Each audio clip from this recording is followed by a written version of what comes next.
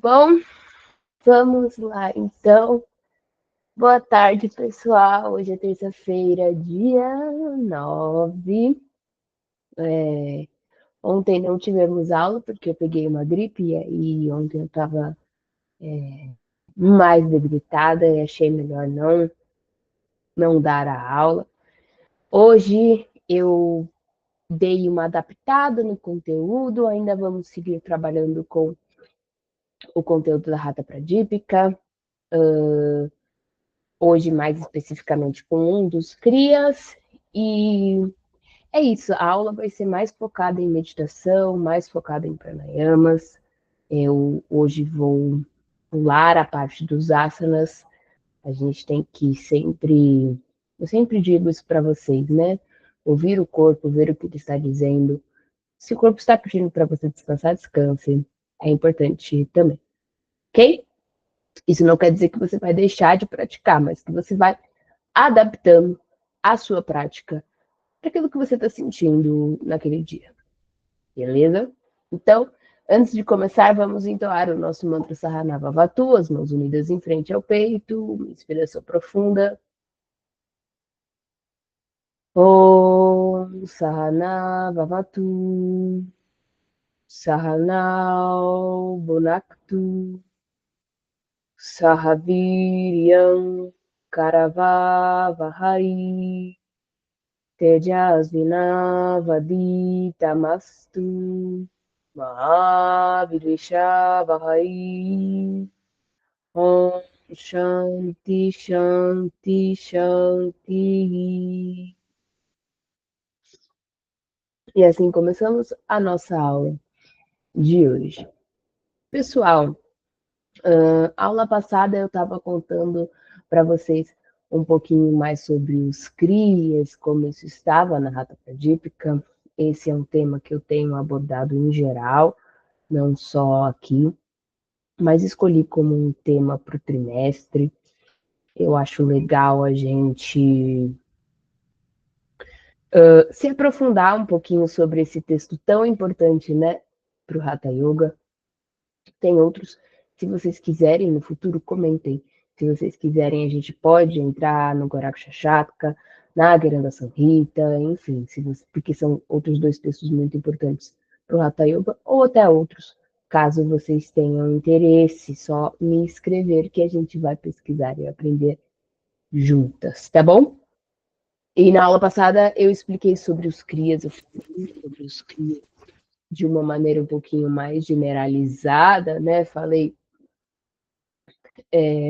sobre o que eram, né, e tudo mais. E agora eu gostaria de ir passando por todos eles, né? A Rata Pradipika de 6 de crias, né? Seriam 6 métodos, 6 limpezas, 6 purificações. Mas, mesmo dentro da Rata Pradipika, que eles falam 6, eles colocam mais um. Então, a gente vai ver esses 7. Hoje nós vamos ver sobre Doubt, e eu trouxe as passagens da Rata Pradipika para a gente ler juntos e entender um pouco mais. Também trouxe exemplo para vocês verem. Não vou fazer por razões óbvias, mas para vocês entenderem melhor como funciona. Bom? Perdão. Então vamos lá. Na Rata Pradipika, já na segunda sessão, que é quando ele vai explicar sobre os crias, ele vai dizer lá no verso 24 o seguinte: Eis Doubt. Ele vai explicar o que é Doubt.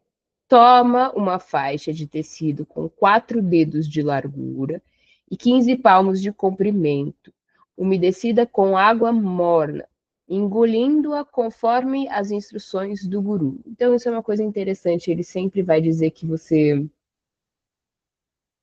Rata Pradipika é de uma época que a gente tinha essa questão do mestre, do guru, então ele sempre vai falar sobre esse guru. Depois, puxe-a de volta. Isto é Dauti Karma. O que é essa faixa? Não estou entendendo, não está fazendo sentido. Eu vou mostrar para vocês a minha. A minha é de treino, pessoal. Eu não faço com ela tão grande, tá? Se eu não me engano, os praticantes fazem com faixas de 7 metros? Creio que sim. A minha tem só um. Vejam, é um tecido bem fino, extremamente fino mesmo. E quando a gente esquenta uma água com sal, muito semelhante àquela que nós usamos para fazer gelanete, e deixamos ele embebido nessa água, né? E aí você pega uma parte, você pode escolher qual ponta, né? Você quer, coloca na boca e vai engolindo, tá? Depois que tiver engolido tudo, vai sobrar um pedacinho na sua mão. Devagar você vai puxando. É para vocês fazerem isso que eu estou falando? Não. Ao menos que vocês já tenham experiência e tudo mais, mas só de eu falar aqui online não é o suficiente. Se vocês quiserem aprender mais sobre crias, a gente pode conversar melhor, mas só ouvindo aqui o que eu estou falando agora não é o suficiente, tá bom? Só estou exemplificando para vocês. Então é isso, a gente usa esse paninho. O meu é de treino, porque eu não faço com 7 metros. É complexo, tá, pessoal? A gente recomenda que seja feito em jejum, porque dá muita ânsia de vômito. Esse movimento, ele estimula o reflexo de você vomitar. É natural que você sinta esse reflexo. Então, a gente sempre recomenda que seja feito em jejum. E é difícil, tá? Essa passagem do tecido para a garganta é um pouco mais complexa do que parece. Às vezes a gente acha que é fácil, não é tão fácil assim engolir esse paninho, tá bom? Vamos ver mais o que a Rata Pradipika diz sobre Doubt. Doubt Karma é eficaz contra tosse, asma, doenças do pâncreas, lepra e outras enfermidades devido a fleuma. Cafa. Ele vai dizer que essa fleuma é cafa. E aí, o que seria essa fleuma? Secreções do pulmão. A gente entende como secreções do pulmão. Então, muco, né? Esse tipo de coisa.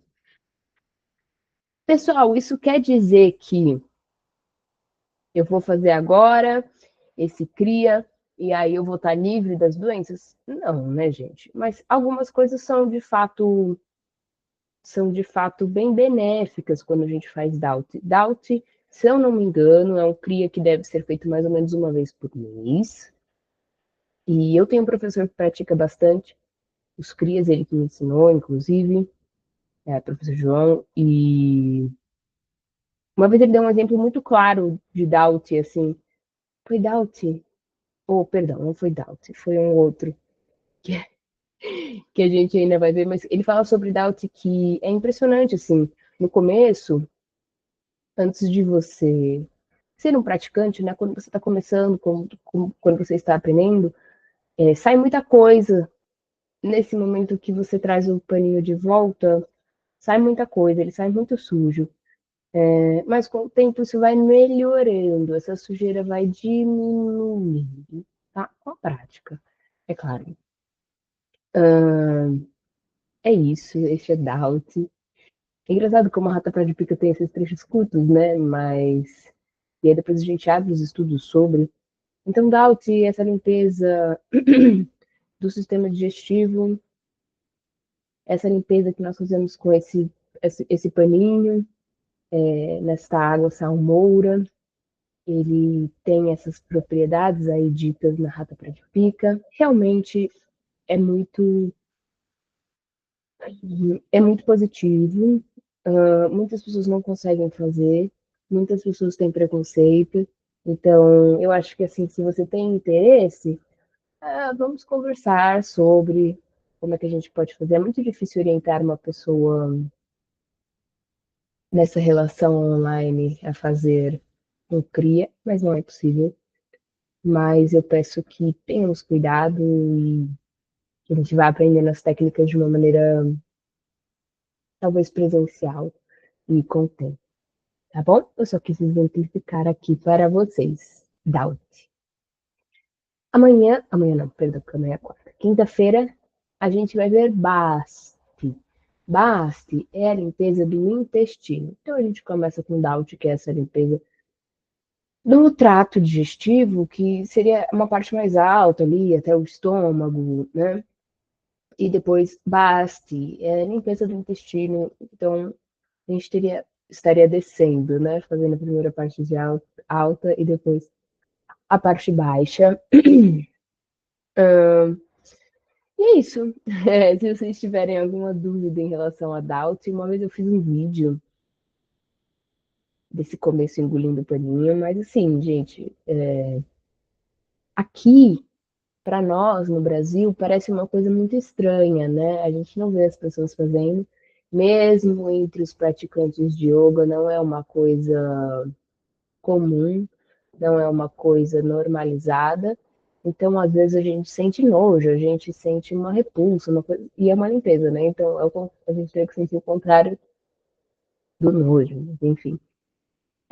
Porém, dentro da sociedade indiana, essas práticas são regulares e são não apenas dos praticantes de yoga, tá?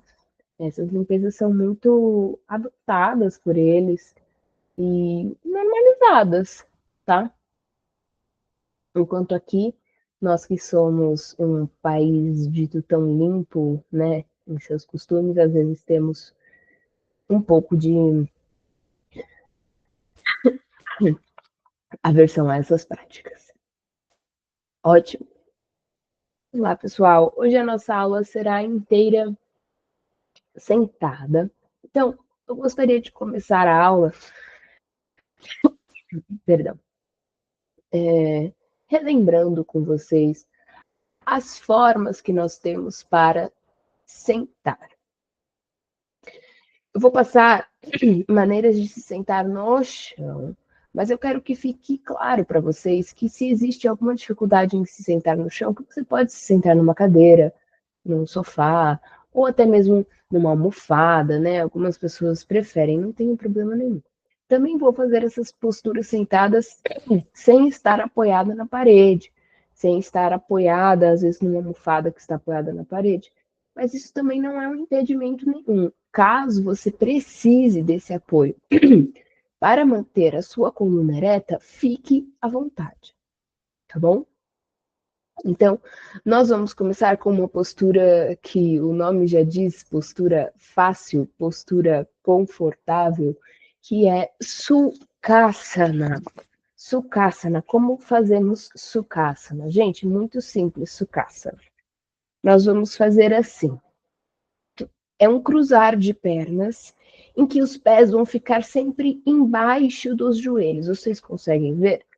Olha, os meus pés estão embaixo dos joelhos. E eu posso fazer dessa maneira e posso fazer invertendo, né? As pernas. Ó, os pés embaixo dos joelhos. Sukhasana é a postura confortável, a postura fácil. É dita ser uma postura bem acessível para quem consegue sentar no chão. Se você percebe que os seus joelhos ficam muito altos, você pode se sentar sobre uma almofada. Isso vai ajudar a equilibrar aí essa altura. Então, Sukhasana, façam, percebam. Se você puder fazer, você vai me acompanhando, vai fazendo todas. Para mim, Sukhasana não é tão confortável assim. Então, a gente entende que isso vai variar de corpo para corpo. Cada corpo vai sentir alguma coisa aí diferente na postura. Muito bom. Depois de Sukhasana, nós vamos treinar uma que é um pouco mais difícil, mas não é nada demais. Samasana, postura equânime. Eu apelido de postura do pé quentinho. Na minha cabeça faz muito sentido. O que, que você vai fazer? Percebe que aqui na sua perna forma um encaixe perfeito para você colocar a ponta do seu pé. Então, um joelho permanece lá por baixo, ou perdão, um pé permanece lá por baixo do joelho e o outro vai entrar aqui neste local entre a panturrilha e a coxa. E aqui estamos em Samasana, postura equânime. E você também pode fazer dos dois lados. Por que eu chamo de postura do pé quentinho? Porque o seu pé fica realmente bem quentinho. Então, um pé fica embaixo do joelho oposto e o outro fica entre a panturrilha e a coxa oposta. Se puder, faça e se perceba. Essa eu já acho muito mais confortável.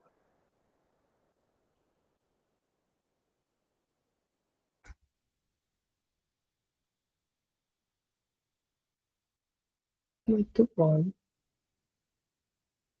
Vamos tentar mais uma. Siddhasana, postura do sábio. Essa daqui, pessoal, Siddhasana, ela é um pouquinho mais complexa. Então, eu vou pedir que vocês experimentem. Em Siddhasana, a gente vai trazer um dos pés bem próximo à virilha. Normalmente é mais fácil quando a gente abre um pouquinho mais as pernas, mas isso aí vai depender do seu corpo e do seu tamanho. Então, um dos pés vem bem próximo à virilha. Observe esse ossinho que você tem aqui no pé. Pé que ficou lá para frente, que não é esse que se aproximou da sua virilha, vai vir por cima do pé, próximo à virilha, e você vai encaixar o ossinho do seu pé no ossinho do pé que está lá embaixo. E aqui você fica em Siddhasana, tá? É um pouco mais complexo do que Samasana, mas é uma postura possível. E você pode fazer dos dois lados também. Você pode escolher qual lado é mais agradável. Permaneça aí um pouquinho. Dá para sentir os ossinhos um segurando o outro.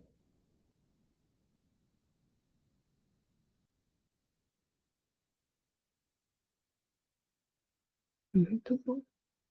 Ótimo. Mais uma postura possível. Ardha Padmasana, meia postura de lótus. Pessoal, como vocês sabem, os joelhos são articulações muito importantes e muito delicadas. A gente não deve jamais fazer algo que machuque, que doa os joelhos, tá bom? Então, se alguma dessas posturas estiver incomodando, doendo os joelhos, você volta para uma postura em que eles não doam. Mas vamos partir para Ardha Padmasana, meia lótus. O que a gente tem que fazer na meia lótus para que ela seja meia lótus? Um dos pés ficará sobre a coxa oposta. Percebe? Enquanto um pé fica abaixo do joelho oposto, o outro fica sobre a joelha. A joelha, a coxa oposta, perdão. E aqui você está em Ardha Padmasana, meia lótus. Essa é uma postura bem agradável para quem não tem questões no joelho, ok? Você também pode fazer para os dois lados. E assim, a gente sempre tem um lado em que fica melhor do que o outro, é normal.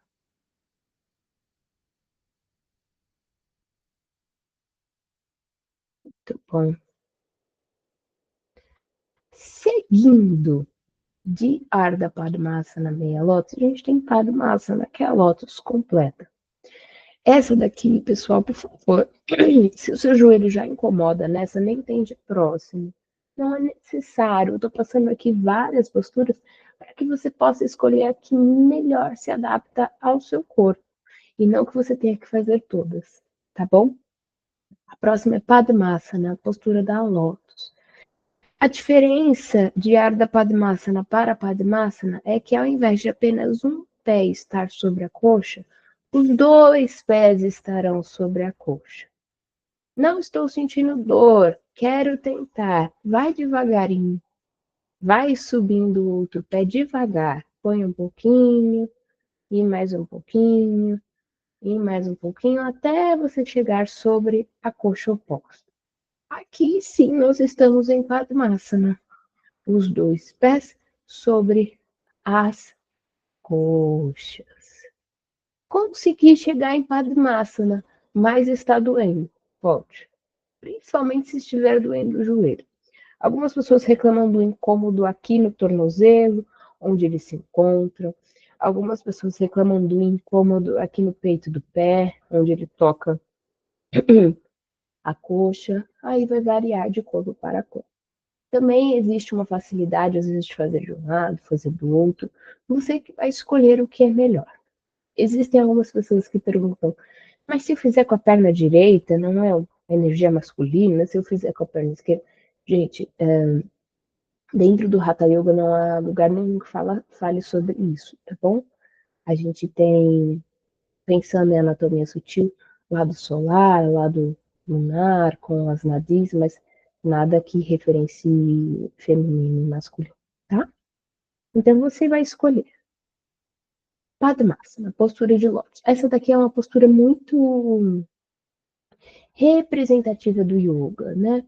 A gente vê muitas, quando querem mostrar um personagem que faz yoga, alguma coisa assim, normalmente ele vai estar em lótus. Ou até meditando, mesmo que não seja dentro do yoga, ele vai estar em lótus. Bom, vou mostrar mais duas possíveis. Caso você não goste de ficar, ou então tenha alguma questão em ficar com os seus joelhos dobrados assim. Você também pode fazer Vajrasana, que é a postura do raio ou do diamante, em que você se senta sobre os seus, os seus pés. Os joelhos também ficam dobrados? Sim, mas é diferente, né? Convenhamos que a gente consegue entender a diferença. E aqui você pode fazer alguns ajustes. Você pode colocar a almofada aqui na frente dos joelhos, pode dobrar o seu tapetinho para ele ficar mais grossinho. Você pode colocar uma almofada ali nos pés para que você se sente nela. Você também pode colocar uma almofada aqui, ó, entre os pés e o chão. E você pode colocar duas, três almofadas, tudo o que for necessário. O importante é que em Vajrasana você mantenha a coluna ereta e não aumente o arco da lombar. Não. Tudo bem encaixadinho. Essa postura também é chamada de Seiza na cultura japonesa. Mas isso é só um adendo. Legal? Tem mais uma postura meditativa. Essa eu falo bastante para vocês, a gente faz bastante durante as aulas, que é Dandasana. A postura do bastão é aquela em que você vai manter as duas pernas estendidas lá para frente e a coluna ereta. Não consigo permanecer com a coluna ereta. Pode flexionar um pouquinho os joelhos. Não tem problema. Ok? Então peço que vocês escolham aí qual será a postura escolhida de hoje. Hoje eu vou fazer Ardha Padmasana. Vocês não estão vendo porque está embaixo da minha saia, mas eu estou fazendo, eu garanto. Importante é que na postura você esteja confortável, com a coluna ereta, tranquilo para ficar aqui durante um tempo. Bom, muito bom. Assim que você chegar na postura desejada, na postura que você escolher, e esteja bem tranquilo, bem confortável, vai prestar atenção na sua respiração.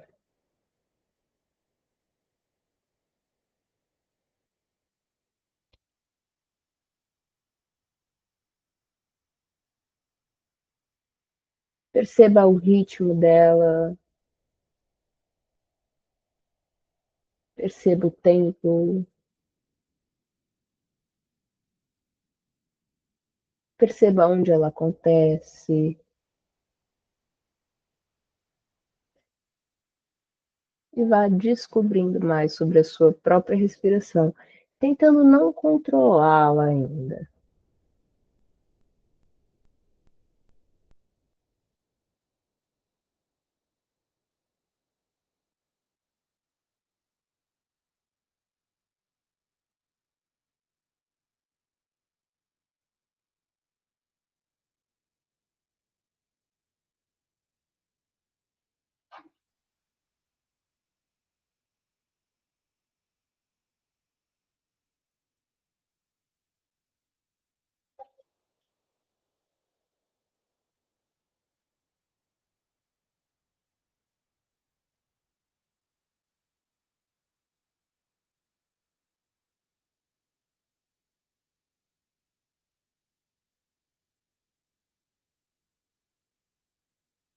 Aos poucos, você vai tornando a sua respiração mais profunda e lenta.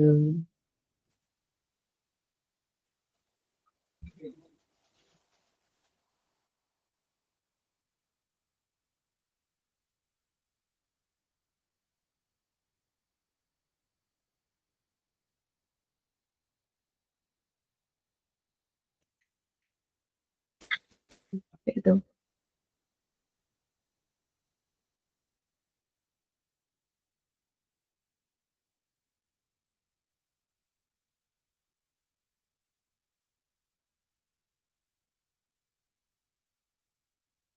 Nós vamos fazer uma brincadeira com a respiração. Para que possamos diferenciar os níveis baixo, médio e alto, para que possamos sentir a respiração em cada um desses níveis. Começando lá pelo nível baixo, você pode levar as suas mãos lá no baixo ventre, um pouco abaixo do seu umbigo, e tente levar a sua respiração apenas para essa parte.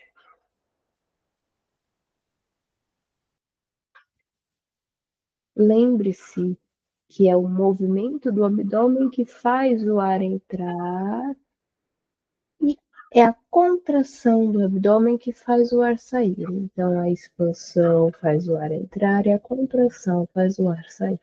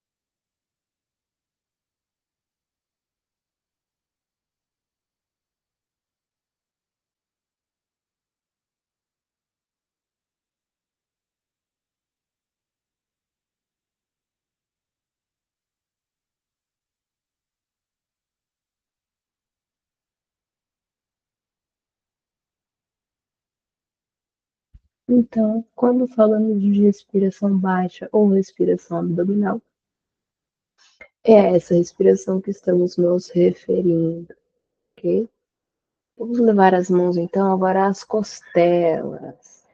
Você pode segurar elas da forma que preferir. O importante é que você sinta suas costelas com as mãos. E nós vamos para aquela que nós chamamos de respiração torácica ou respiração média, em que a ideia é expandir as costelas.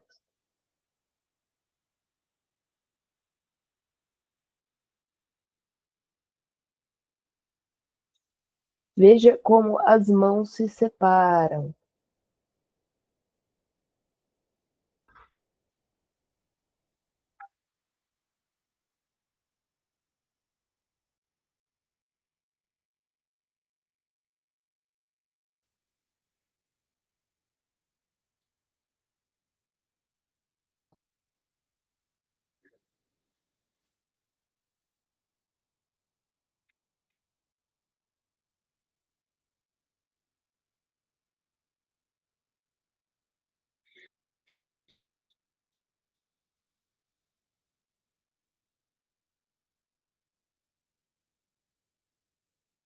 Onde nós usamos essa respiração? Um exemplo, usamos em Uddiyana Bandha. E aqui de baixo, usamos, por exemplo, em Kapalabhati, não é mesmo?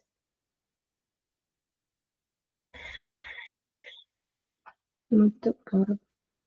Vamos levar agora as mãos lá no alto do peito, bem nessa parte alta, fazer o que a gente chama de respiração alta mesmo. Ela é uma respiração curta, quase ofegante.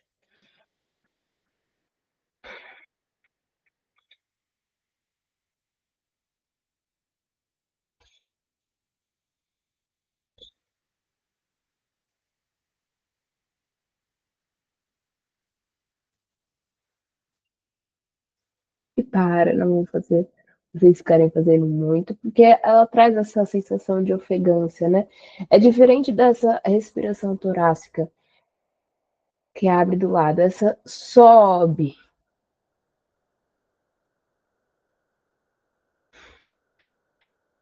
Bom, só para vocês sentirem essas respirações pelo corpo. A gente consegue respirar jogando ar nas costas? Consegue. A gente consegue respirar jogando o ar mais para baixo do que para cima? Consegue. Isso tudo a gente consegue fazer. A gente consegue encher os três? Consegue. A gente consegue encher dois? Consegue. A gente consegue encher só um? Consegue. Tá? Isso tudo é treinamento respiratório, mas é legal a gente conhecer essas alturas da nossa respiração. Então, novamente, volte sua atenção para a sua respiração agora, depois de já ter feito tudo isso. Perceba qual foi a respiração que o seu corpo adotou. Não corrija nada, apenas perceba.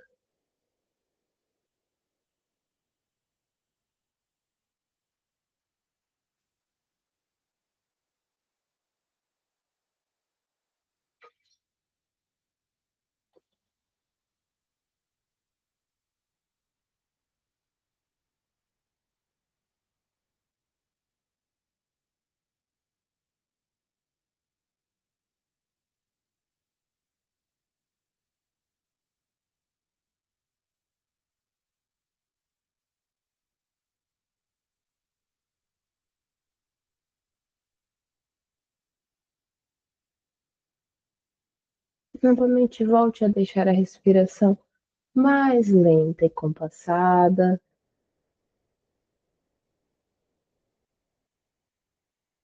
Tente estabelecer aquele ritmo que nós já conversamos sobre.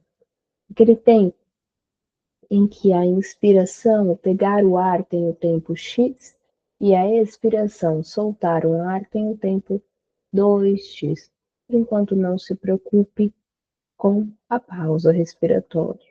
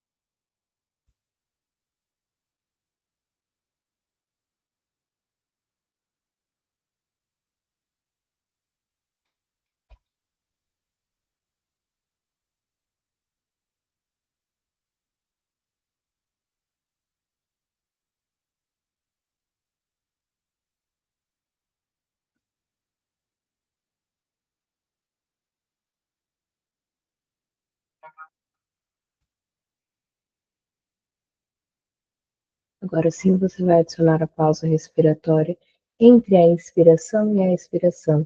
Então, com o pulmão cheio de ar, você vai fazer essa pausa. Eu quero que você faça essa pausa em Jalandharabandha. Então, feche aí as duas narinas e leve o queixo no peito. E quando for expirar, você volta a cabeça. Lembre-se, estamos fazendo Jalandharabandha apenas durante a pausa respiratória.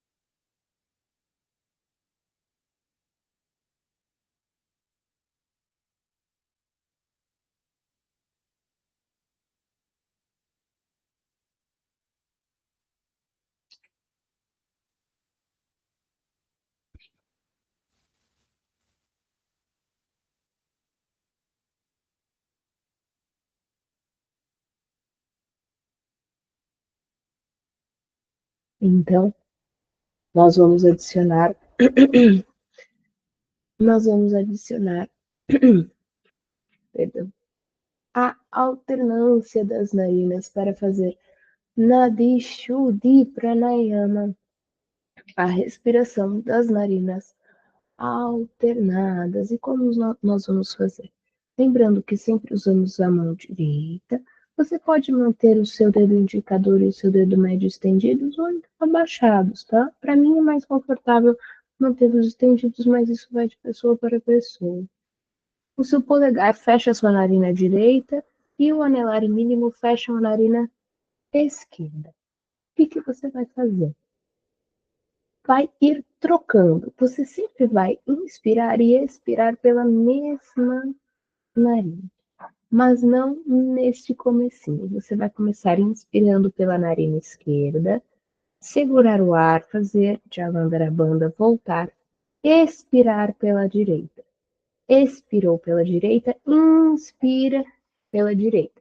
Segura Jalandhara expira pela esquerda. Expirou pela esquerda, inspira pela esquerda. Segura, Jalandhara volta e vai voltar o ciclo. Bom, então vamos fazer aí um tempinho assim, em nada Shuddhi Pranayama.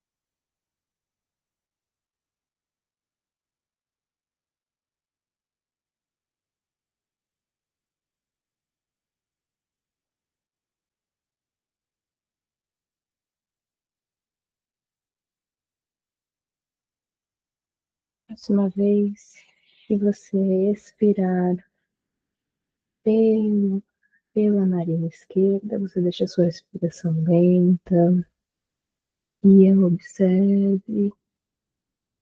Você pode mudar a posição que você está sentado. Às vezes o pé dorme e a gente tem que mudar.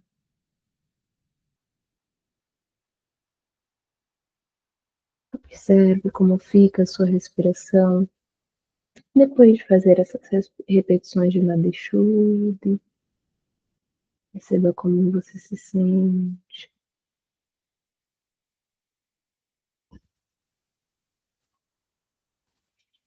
Leve a sua atenção totalmente para a sua respiração por alguns instantes.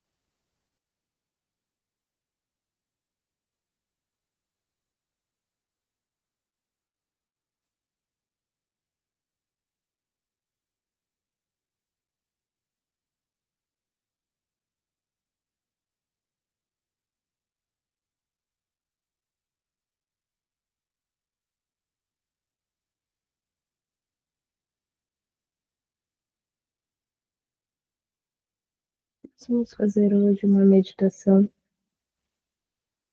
que nós chamamos de meditação dos sentidos. E como nós vamos fazer? Vamos começar com os olhos abertos, explorando esse sentido da visão. Observe esse espaço em torno de você. Perceba detalhes que você não tinha visto antes. Achou um desses detalhes? Mantenha a atenção da visão nisso.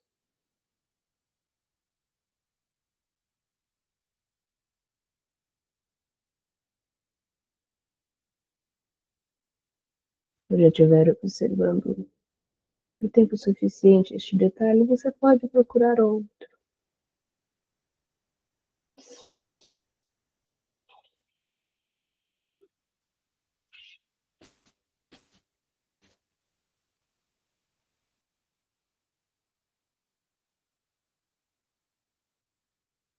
Você vai fazendo isso por todo o ambiente que você consegue enxergar.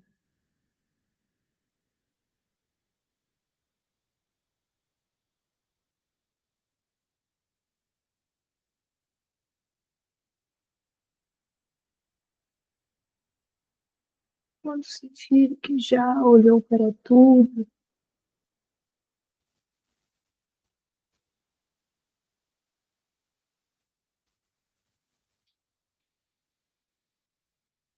que já percebeu os detalhes, as coisas que você nunca tinha reparado antes neste ambiente,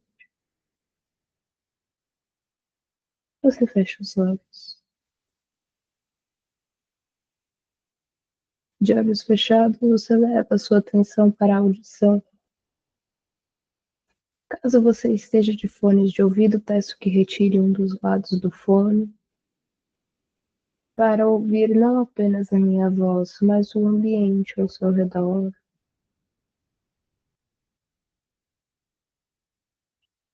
Diferencie o som. Ao invés de ter um aglomerado, você sabe o que é cada um deles. Você identifica cada um desses sons.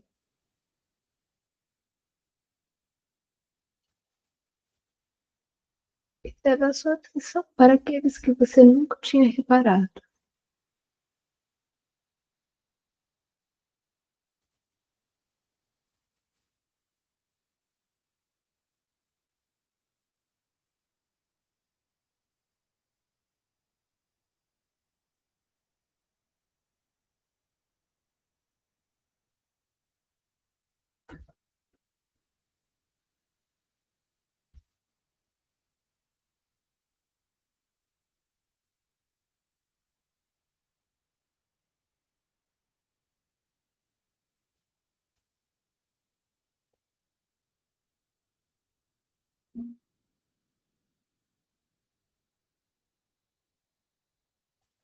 Quando perceber que já ouviu tudo que tinha para ouvir, pode colocar o seu fone de novo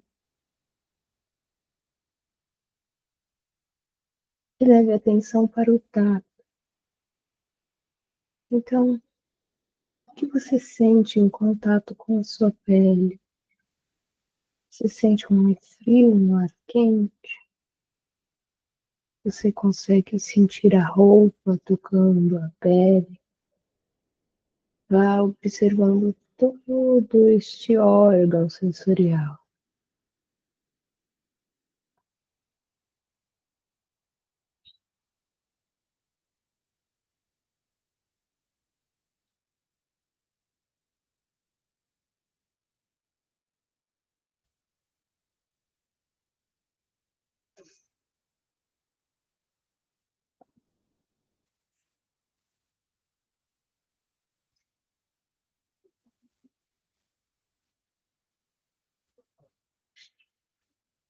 Leve então a sua atenção ao olfato. Tente perceber quais são os aromas deste ambiente. O olfato evoca também o paladar. Quais são os gostos que surgem em sua boca? Se não surge nenhum, qual é o gosto da sua boca?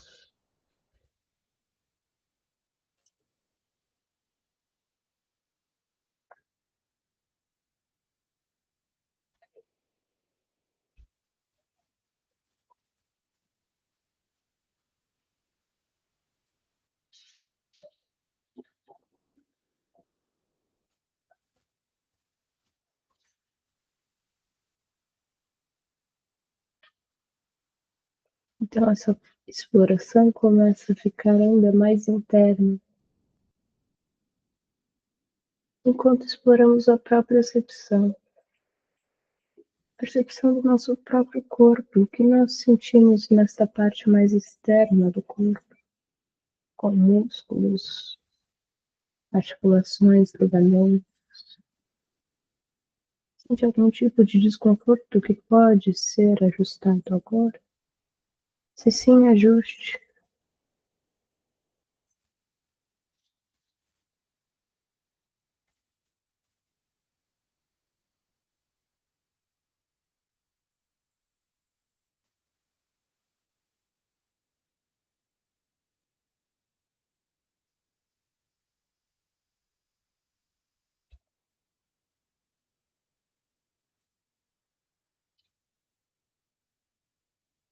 Assim vamos caminhando ainda mais para dentro, entrando na viscerocepção, percebendo aquilo que acontece lá dentro do seu corpo, com seus órgãos, com suas vísceras. Existe algum tipo de incômodo ou não? Se não existe nenhum incômodo, você consegue sentir os batimentos cardíacos, talvez?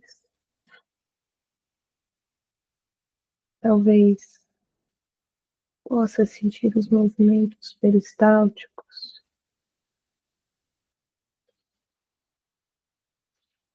Consegue perceber a sua respiração.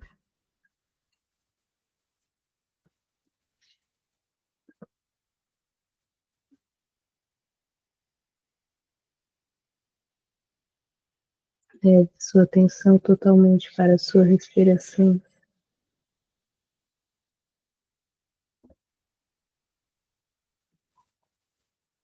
Perceba todas as suas qualidades.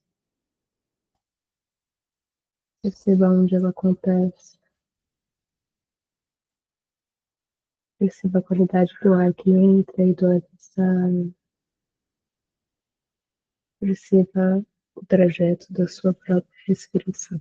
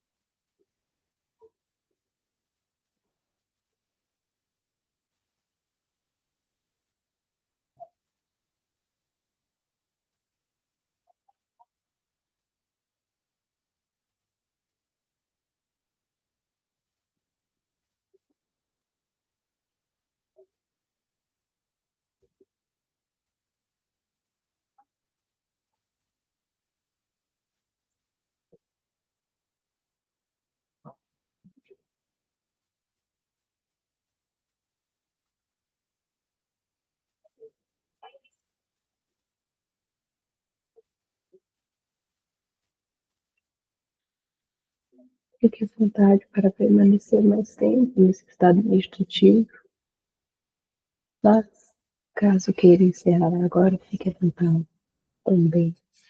Você pode voltar para esse estado em outros momentos. Muito obrigada pela aula de hoje. Namastê. Hoje algo foi um pouquinho diferente. Espero que vocês tenham gostado. Também gosto quando as aulas têm esse outro aspecto, quando a gente ora um pouquinho mais para pranayamas e para meditação. Se vocês quiserem, eu posso ir sempre fazendo algumas aulas assim também. Só me avise. Tá bom? Tchau, tchau, pessoal. Até a próxima.